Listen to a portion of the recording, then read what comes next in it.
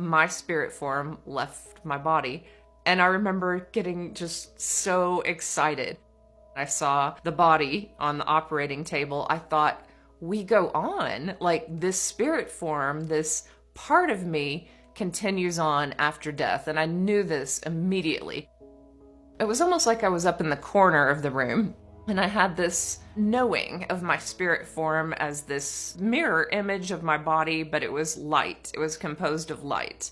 And I was looking down at the surgeons working, and I remember thinking that was basically, there were internal injuries that were spilling over. And so I looked at that, but then I looked up, and there were these light beings. Now, I call them angels.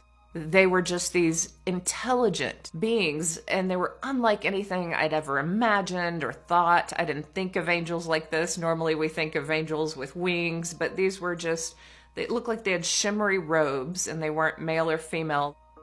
They sent telepathic messages to me. They said, you'll be fine. You'll walk, you'll run. Don't worry about this. We've got this. And then they almost playfully said, watch this. And they sent this blast of energy through the back of the surgeons into their hands, and it lit up my whole body. So I knew that they were participating in this healing. The neurosurgeons were great and talented, but I remember thinking, they're so smart, and I bet they have no idea that light beings are working through them. The experience felt real. It didn't feel like a dream. This felt like an added reality to this reality. So the way we're looking at everything, and it looks 3D, it felt like I had opened up 4D, 5D, 6D, whatever. It just felt as if I had opened to see what happens beyond the veil. These angels were participating with my surgeons, but they were just there in another realm that the human eye can't pick up on, but the spirit can. And then the monitor flatlined. And I remember thinking, I'm really dead now, so I don't want to see this. How are they going to revive me? So I left that room, and the spirit form can simply go through a wall. So it's like your consciousness decides what you want to do.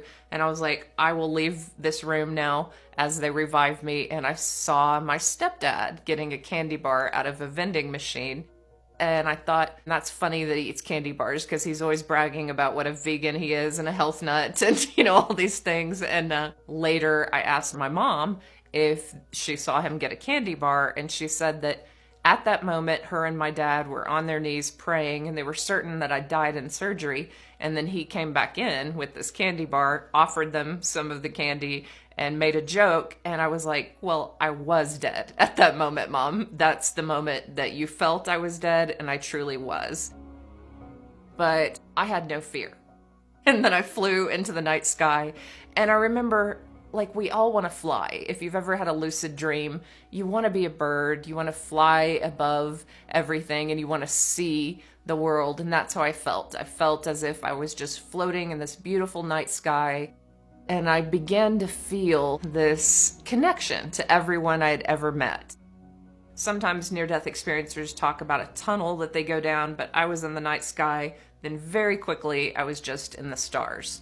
And when I was in that place, I began to feel a deeper sense of peace, because I felt this consciousness coming toward me that was like the light of God, perhaps. It was a light that was full of intelligence and peace and joy. These messages started coming toward me, and the messages are very simple. One was, love is all that matters. It's all that we take with us when we go. The other was, remind them to go to nature. And then I started to see little images of myself playing as a kid in nature and how happy I was. And then I thought, okay, maybe adults get too serious and we need to go play in nature more often. And then that light, I call it the light of God, showed me more of my life. There were some elements that I didn't like as much. They weren't the parts that most people would judge me for.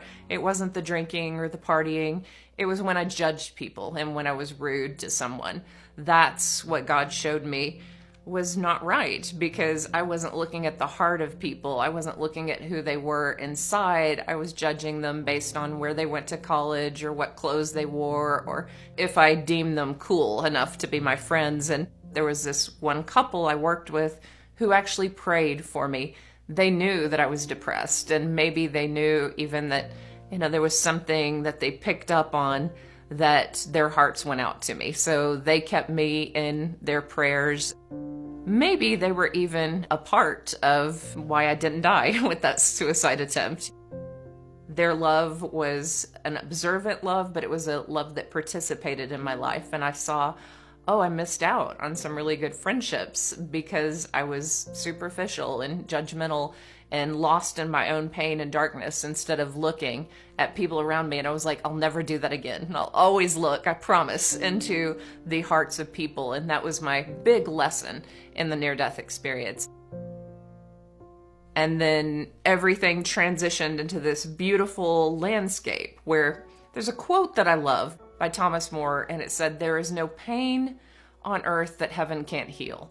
And what I felt like is everything that was dead was now alive. So my grandfather showed up and he looked beautiful. He had died in his 70s, but in heaven, he just was glowing with light,